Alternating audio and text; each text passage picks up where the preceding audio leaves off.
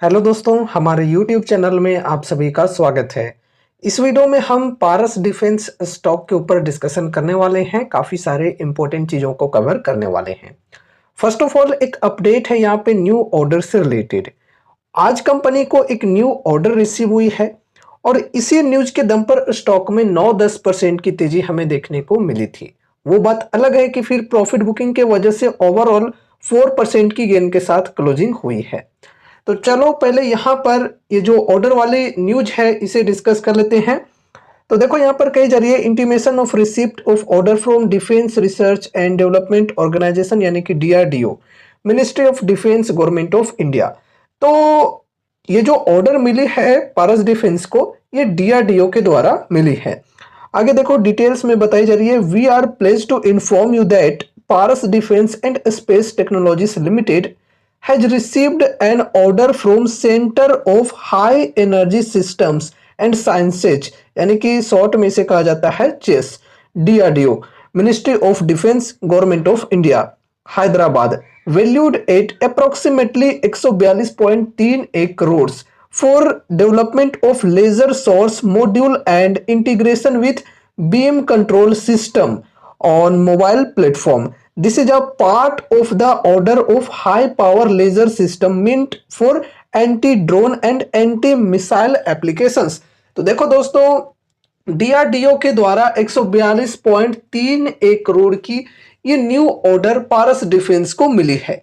किस चीज के लिए? तो देखो यहां पर बताई जा रही है, for development of laser source module and integration with beam control system on mobile platform. ठीक है, तो ये चीजें हैं और इस न्यूज की वजह से आज के दिन स्टॉक में बेहतरीन रैली हमें देखने को मिली थी। ठीक है, अब यहाँ पे हम स्टॉक के अंदर कुछ वैल्यूएशन वगैरह को डिस्कस कर लेते हैं। सबसे पहले तो देखो मार्केट कैप की बात करें तो 4004 करोड़ की मात्र मार्केट कैप है। काफी छोटी कंपनी है जो कि डिफेंस एंड एरोस्पेस सेक्टर से बिलोंग करती है।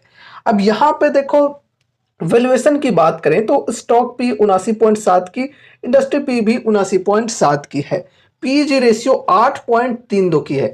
तो ओवरऑल यहाँ पे हम वैल्यूएशन की बात करें तो वैल्यूएशन फिलहाल एक्सपेंसिव है यहाँ पे।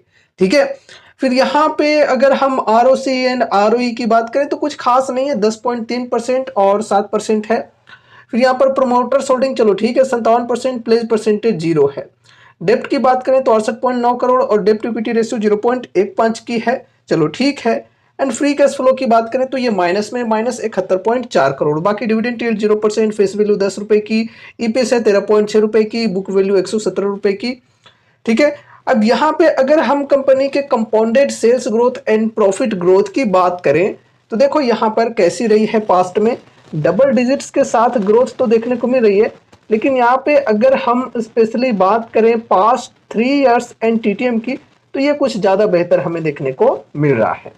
अब यहाँ पे अगर हम टेक्निकल्स के अंदर डिस्कस करें तो देखो ये है वीकली चार्ट एंड यहाँ पर हमें क्या पैटर्न देखने को मिला है कि ये एक सिमेट्रिकल ट्रायंगल की पैटर्न है।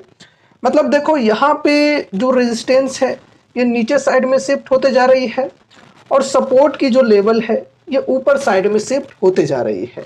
तो कहने का मतलब ये है कि अगर रेजिस्टेंस को यहाँ पर ब्रेकआउट मिल जाता है तो प्राइस ऊपर जा सकता है, अगर यहाँ पर सपोर्ट को तोड़ देता है नीचे साइड में तो फिर यहाँ पर नीचे प्राइस जा सकता है। ठीक है, तो जहां पर भी ब्रेकआउट या ब्रेकडाउन देखने को मिले उसी साइड में, उसी धारा में स्टॉक जो है वो बढ़ सकता है, प्राइस जो है वो बढ़ सकता है। ठीक है, बाकी अगर यहाँ पर हम 52 वीक हाई के लेवल से करेक्शन की बात करें तो तकरीबन 38-39% की करेक्शन पर है स्टॉक।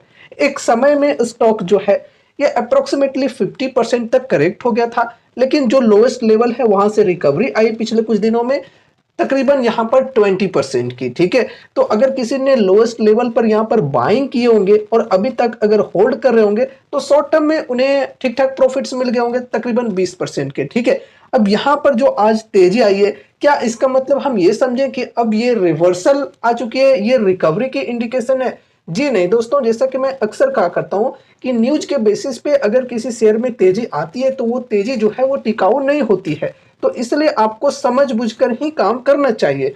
अब यहाँ पे देखो हम रिकवरी तभी एक्सपेक्ट कर सकते हैं जब ये जो रेजिस्टेंस वाली लाइन है इसे बढ़िया वॉल्यूम के साथ ब्रेकआउट मिले और प्राइस ऊपर साइड में सस्टेन करना चाहिए, ठीक है।